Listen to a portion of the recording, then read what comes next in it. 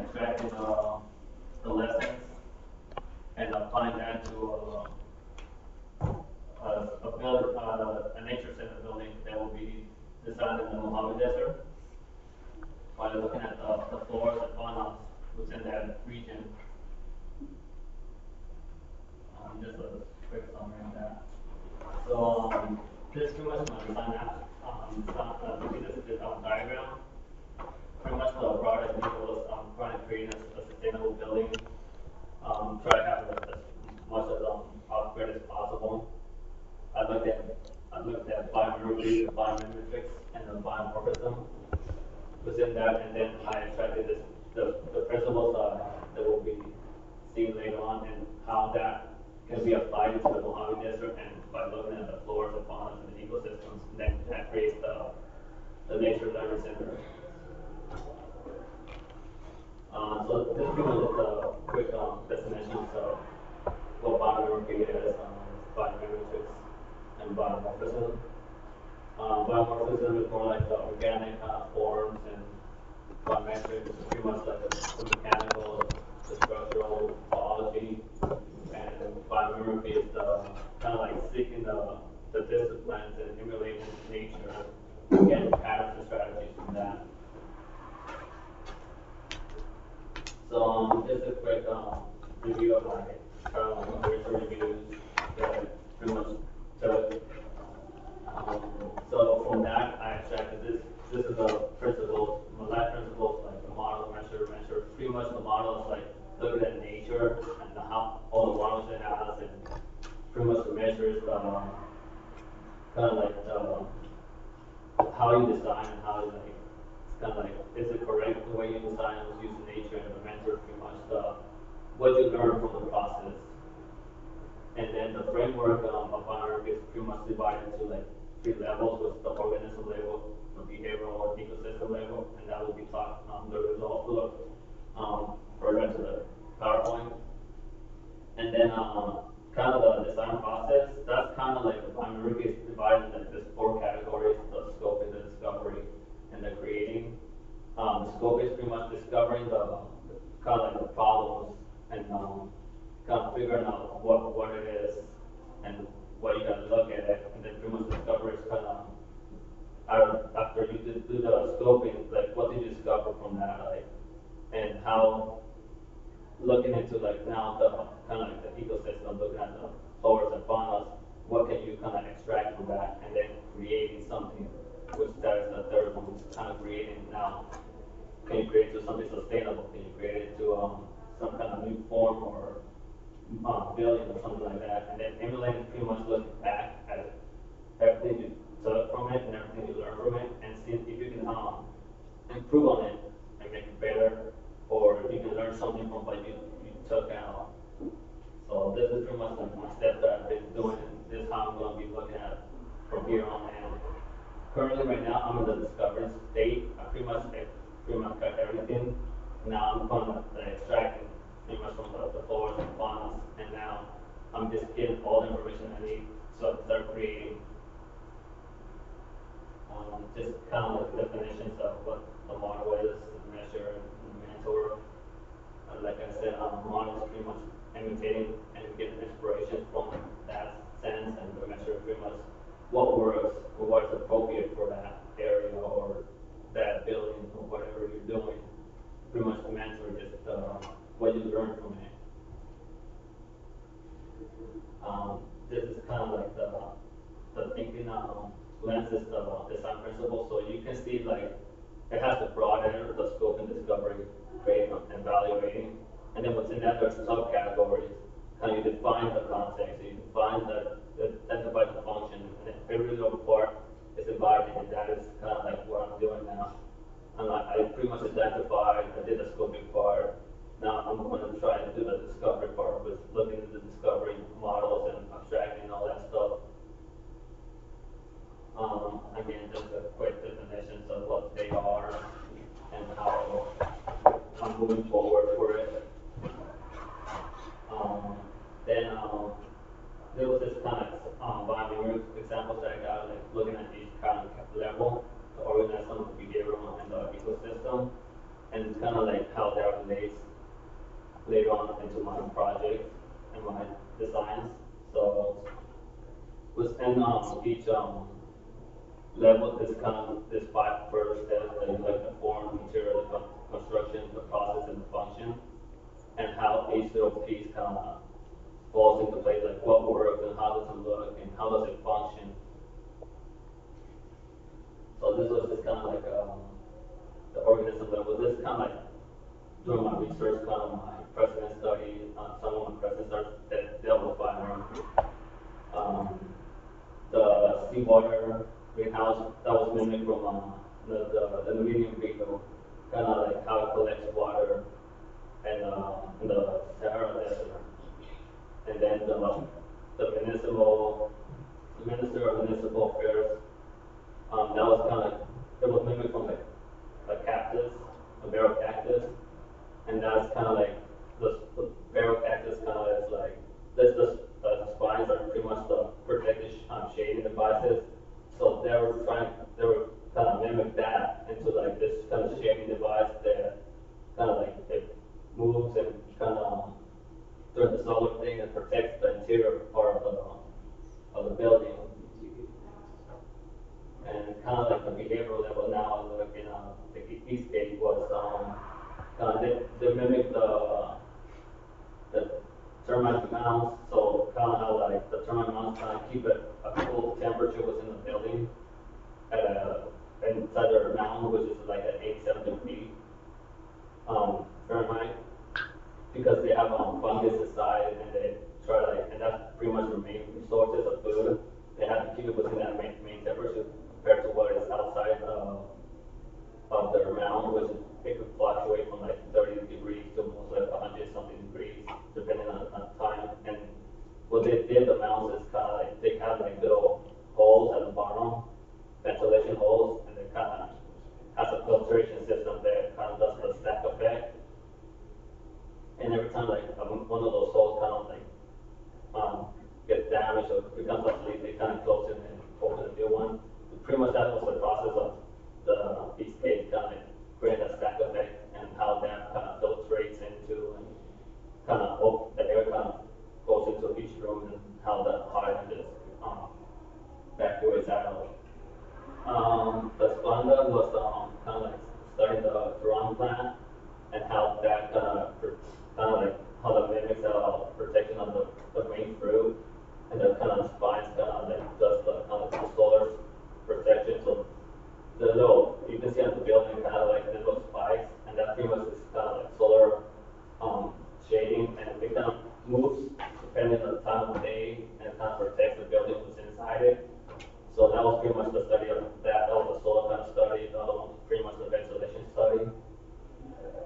And then I look at the ecosystem levels, which it's like the ecosystem levels kind of like mimicking the ecosystems and functions and elements. Pretty much everyone knows the Eden project kind of like to create like their own kind of like little subtropical environments inside an enclosed area, and it changes, like it's a big greenhouse, so whatever temperature is outside, it has a constant temperature inside. Now the Sarah Island was a complete different type of ecosystem. The island was completely barren, and what they proposed was completely make it sustainable. It had solar panel, had wind collection, had water installations, and everything was in the island. It has a kind of like a closed loop system, and all the waste from pretty much from waterways and everything gets filtered to kind of like an irrigation combos, and the water filter and everything. So it's kind of like a self-sustainable off the grid island within the closing range of the main city, which is Baku. So this pretty much my chapter was this chapter was pretty much kind of looking into the location, like what I researched of the American deserts. So I kind of looked at all 4 deserts, the Tijuana, the Sorana, the Mojave, the Great Bison Desert. And I pretty much now looked into each little piece of the ecosystem, each flora and fauna within that, and how it kind of extracted to where I wanted. which eventually came up to the Mojave Desert, and I chose the Death Valley because it had a more kind of harsh climate than all the rest of the desert. So just kind of like we were looking into like the forest. You can see the Mojave is a smaller desert than all the remaining deserts, and now kind of breaking down into that and kind of like looking into the ecosystems within that area, kind of the climate area, and what kind of rainfall it has, the temperature and all of that.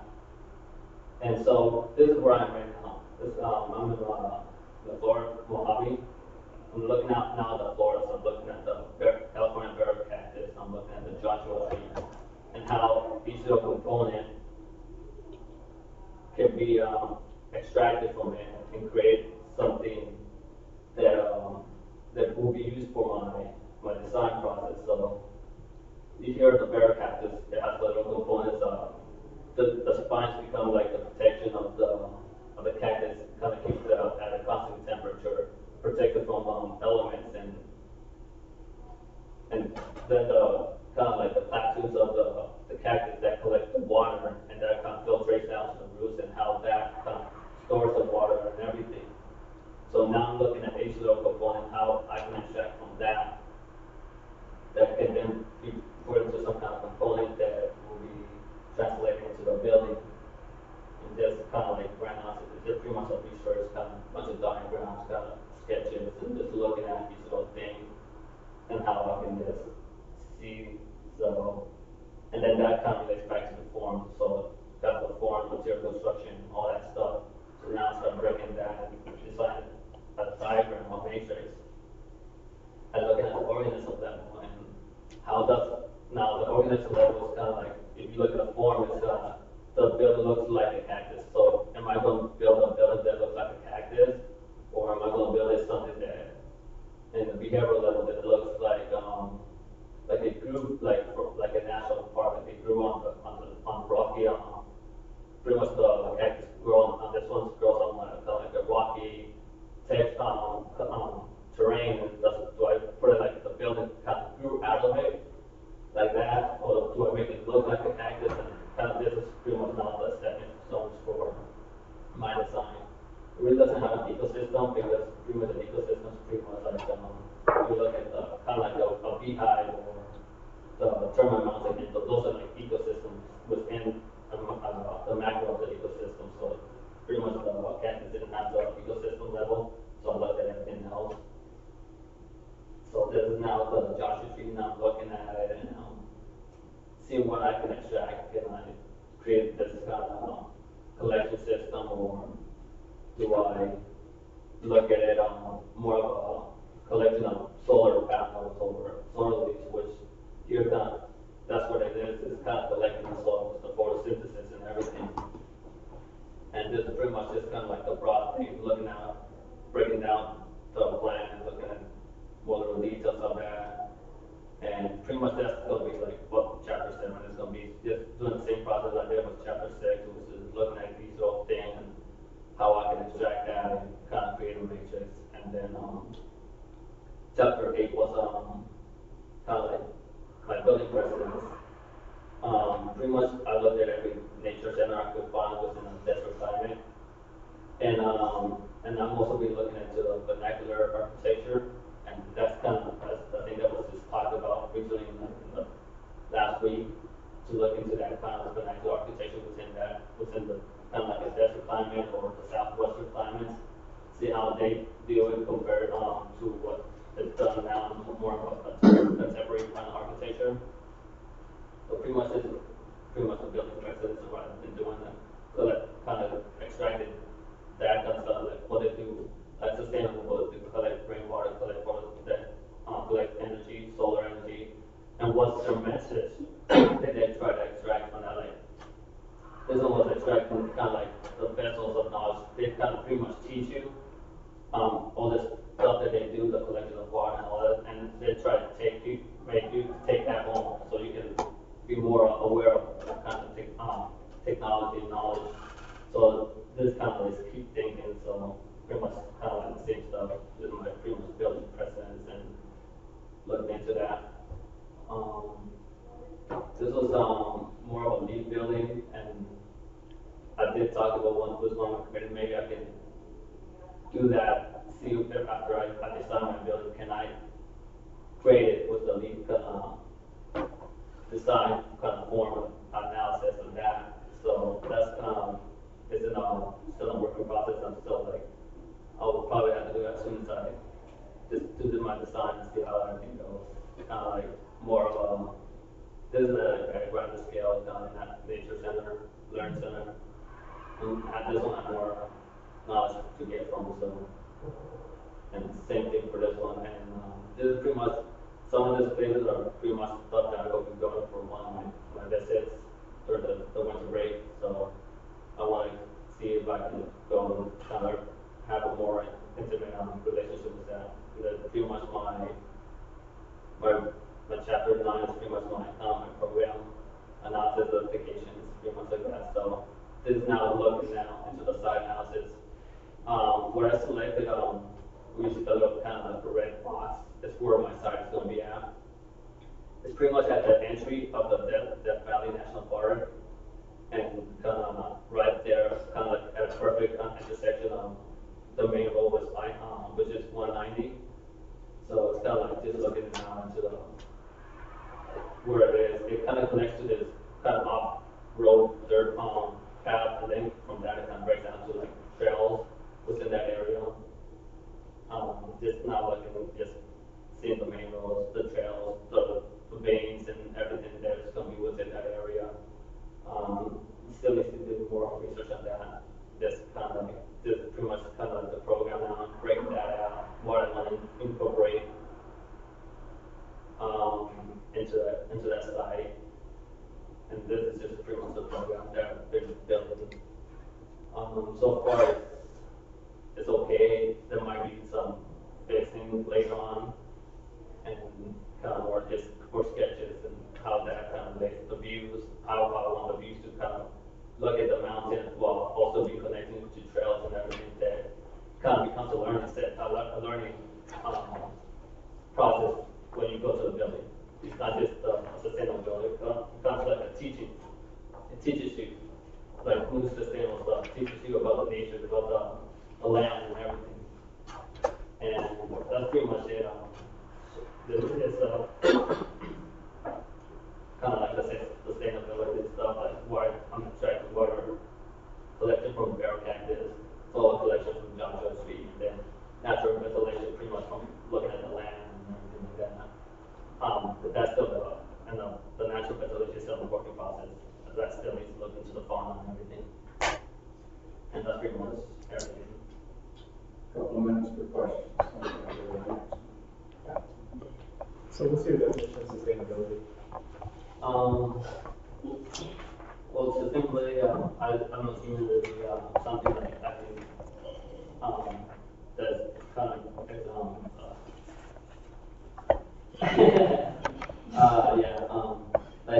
kind of water collection, kind of like solar energy by kind of like collecting and becoming more of an off-grid kind of look into it. Pretty much recyclable materials and stuff like that, using natural materials within the area. So you have like a list instead of actual like way to define it. Yeah, pretty much like that. It's not like I'm really. That's a short definition, and you got it somewhere. Yeah. Okay. No, I was just saying because then you would measure, your definition against the techniques that you implement into your design. Okay. Just a couple of comments about what I saw. Yeah. You're really looking at biomimicry and biometrics as an analog, not a metaphor. Okay. Metaphor is poetic. Okay. You're looking at these as literal lessons. Yes.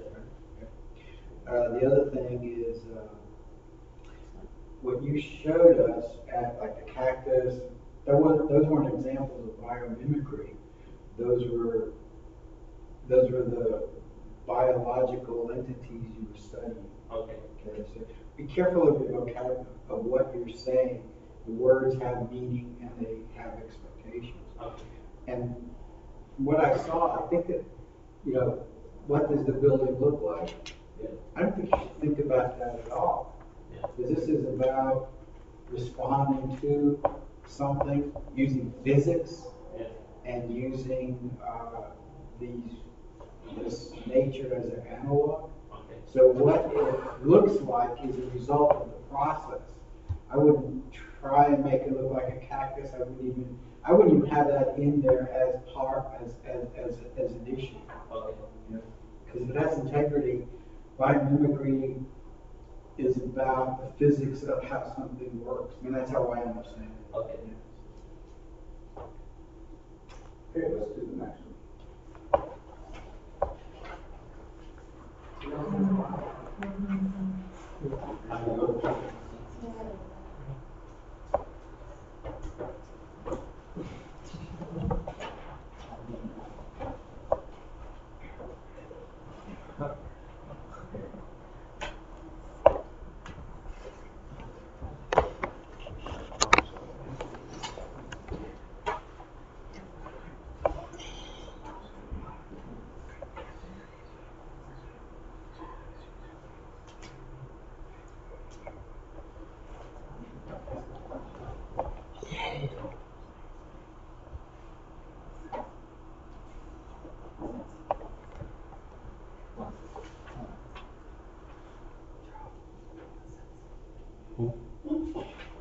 Number 8. Okay.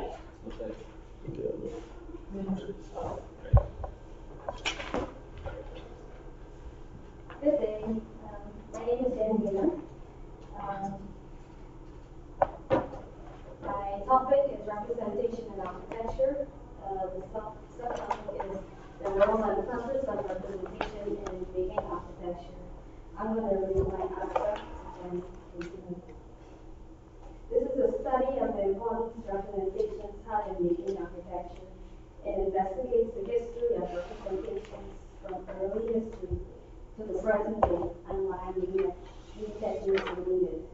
The advancement of representation directly corresponds to the advancement of technology and knowledge of humans. An outline of its purpose, how it is utilized, and the ways it informs the design process will be identified. This thesis examines the contemporary status quo used to satisfy the role representations has in design processes that vary in their ideas and how these modes of representation utilize the paradigms discovered in research. It hopes to gain a better understanding of the role representation has in the making of architecture that is demonstrated by utilizing them to develop a unique architectural work from a series of definitive representational techniques.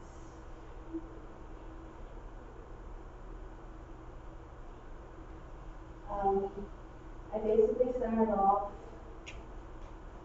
just saying, introducing the topic and describing what is representation and the role it has in architecture today.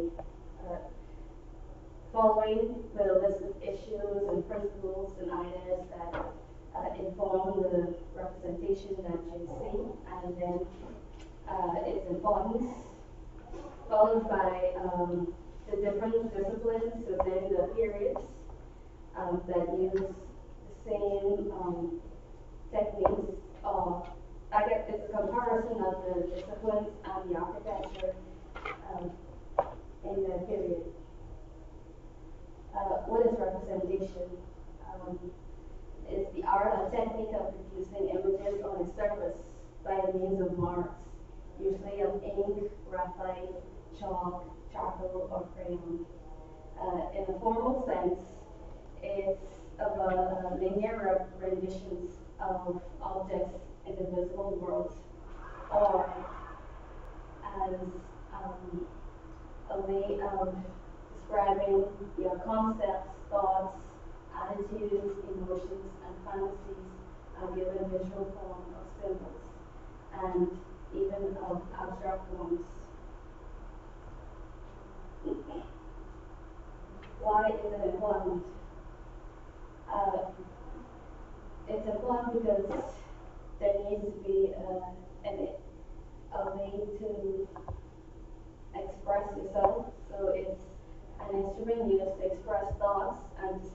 central to design. It's an active tool in formulating design ideas. It illustrates without text what will count as knowledge. With regards to that definition, I believe that without drawings, you will not be able to look back in history and see how things used to look. So it is basically that is a form of knowledge underlying each other. So it's also important to it allows you to impose order on your perception of your ideas, and it supports continuity and change. So, for example, if you were to do a few sketches and your professor asks you later on in your design process why you did so and so, you could always go back and look at your process to determine where your ideas came from. These are the periods I started looking at first, but after looking through it, I found out that since classical architecture is basically one of the most important, the medieval period kind of changed things, but then the Renaissance came back to using those same classical representations in a slightly different way. So I figured that I'd probably, instead of using them chronologically, it'd probably be best to combine classical and Renaissance periods and then continue on with the research going on to the Beaux-Arts and to contemporary architecture today. This is the basic format that each period would be analyzed, given notes and information. Each one I will be describing the philosophy and design theory of the time, the media used in the drawing of the architecture, the technology used in the representation, and then a basic list of rules of the diagrams and representations being used at the time. And as a basic outline of some of the other arts that were found during the certain periods, and within those periods there will be a comparison of the arts and the architectural drawings. And then there will also be precedents of the time to have a visual understanding of what is going on. Here I started to kind of outline some of the periods that I have covered already. Classical architecture deals mainly with the orders and the columns, and it basically started, it's more profound in Greek temples. Symmetry is always seen, balance, proportion, the use of stone. Then mathematics and precision came into play using golden mean. For the Renaissance, there was a revival of the orders, and Brunelleschi wrote a set of, I guess he drew a set of instructions about how to draw perspective. But the perspectives were being used during the classical times, but they weren't as popular. But after he did the instructions, it was used in the other arts, also in paintings. So people use it as a basic guideline.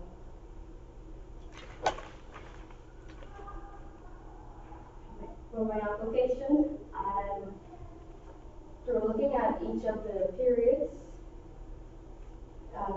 getting a list of principles and elements that they used during the times,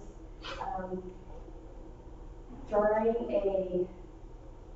a basic representation of what I believe that it did for each period. And then it'll be a series of 3 or 4 drawings or diagrams or concepts that represent that period. And then at the end, using my architectural work would be a combination of what best describes all of them, or what would merge best in my design work.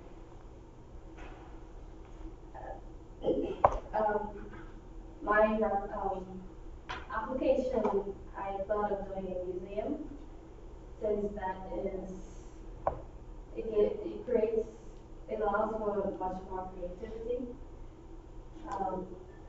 But with some of the periods, it deals with a lot of precision. So that would be a design task of trying to determine if I should or should not use, be so strict on what the principles and rules are. That concludes my presentation. Can you just restate your thesis? Okay. What your thesis, what your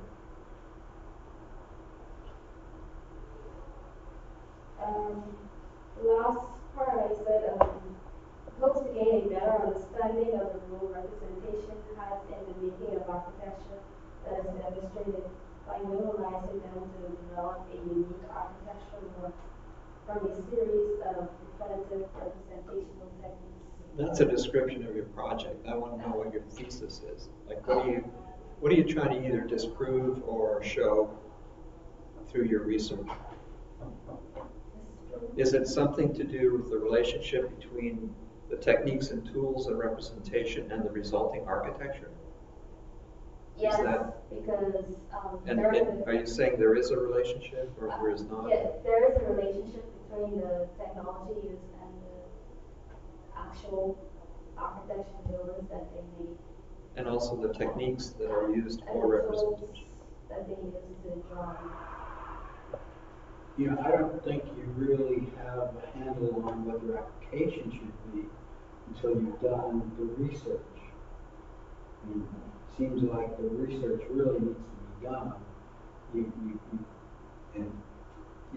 think you got to be really careful about your vocabulary and using matrix. Matrix is what you do after you've done the research, not before you've done the research.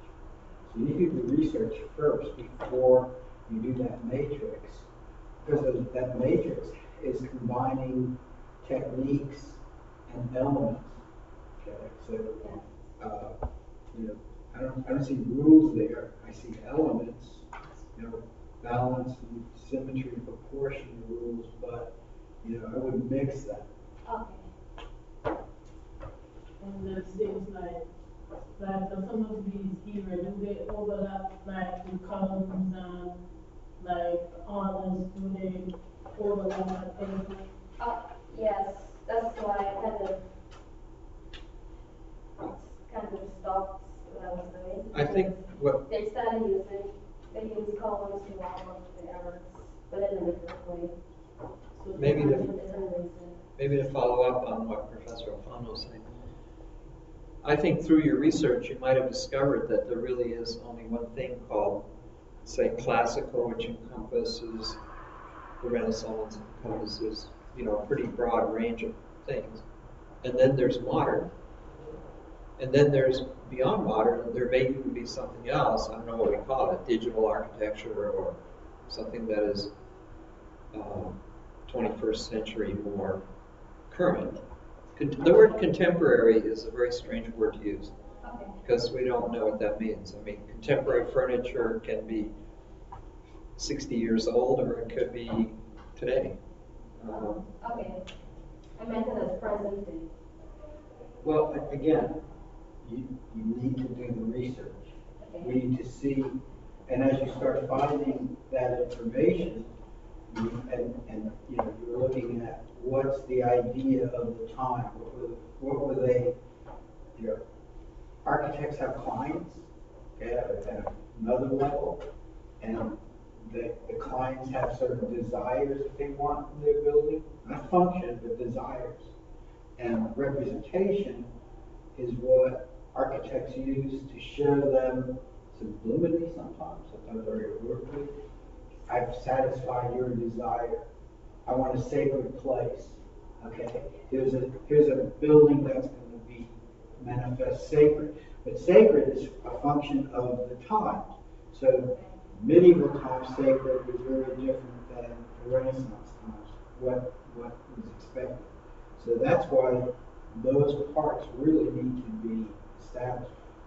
You're not, once you get smart about it, then you can figure out how all of this works. And that's what I see as an issue, is you haven't gotten smart on the different periods and the different arts and etc. Something that might help you focus this is for each one of your ages, however you define them across the top, is find one representational strategy in each one that you think encapsulates the spirit of the effort, so that you don't wind up with this smear of things and really cast it. So, you know, maybe classical, you find out in your research that architects back then represented their temples this way. Medieval time, here's how the cathedrals were represented. In the Renaissance, here's how the palaces were represented. You can even pick a particular building type of representation. So you focus in each one, and then like the ends question. Presumably, there's going to be a relationship between the spirit of what they were trying to achieve, the available representational technology, and how they chose to represent it. Maybe the end game is, given today's challenges, you know, the answer is probably going to be a computer because it's sitting there. But maybe you can re-theorize representational strategies for today that maybe nobody's thought of.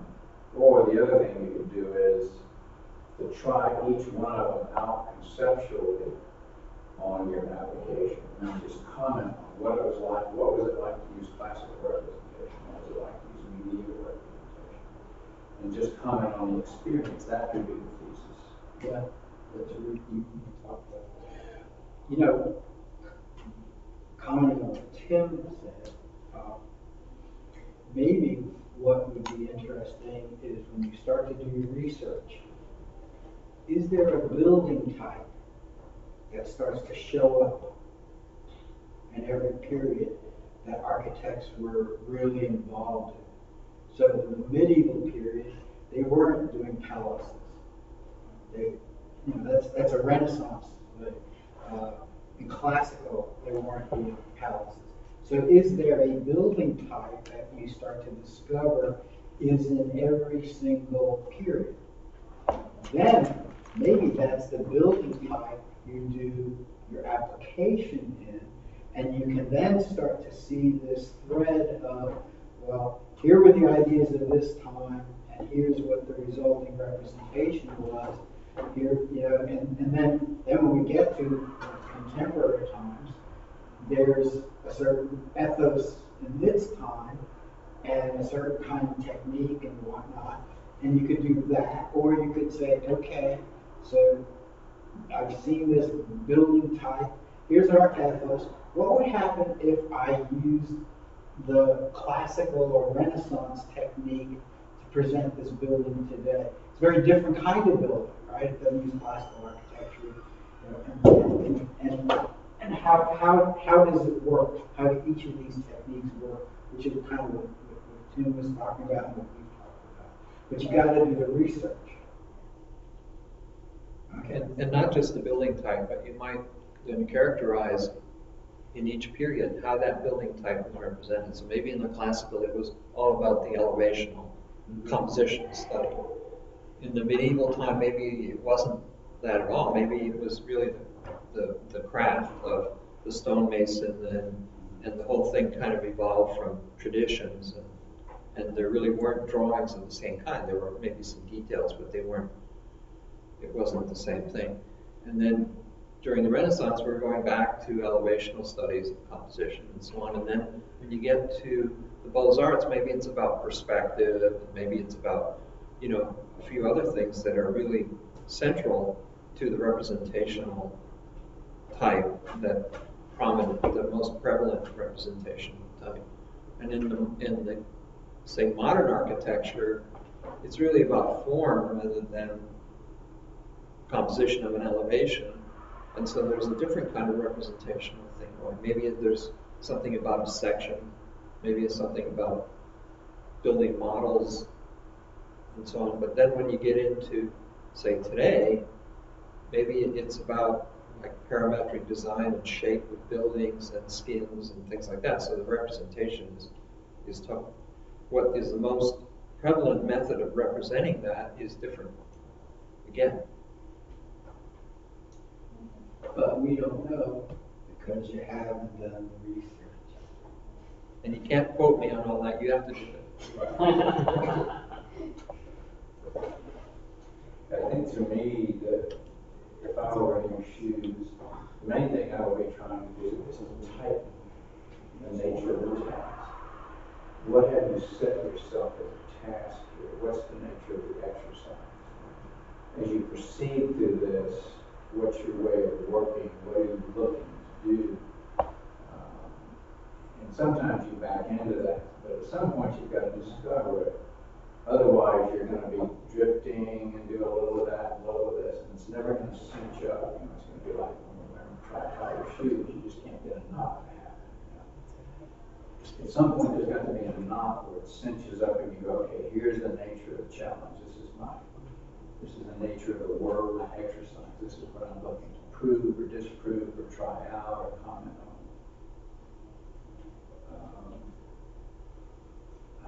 My sense is your thesis arena of investigation is valid. My sense is also that it's somewhat slippery because it's tough to talk about correspondences here with a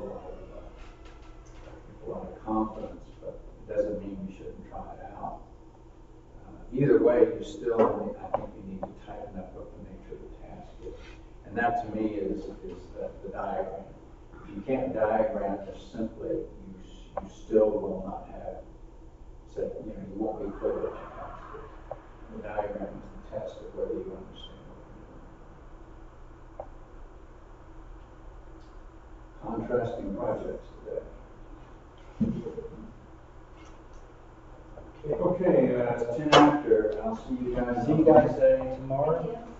And everybody who had numbers sum it up. The one guy who's off site, I can see who's number one.